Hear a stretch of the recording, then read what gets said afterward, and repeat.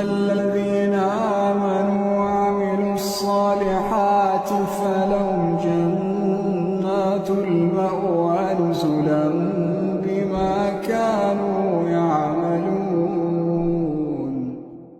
فأما الذين في قلوبهم زيغ فيتبعون ما تشابه منه ابتغاء الفتنة وابتغاء تأويله وما يعلم تأويله إلا الله.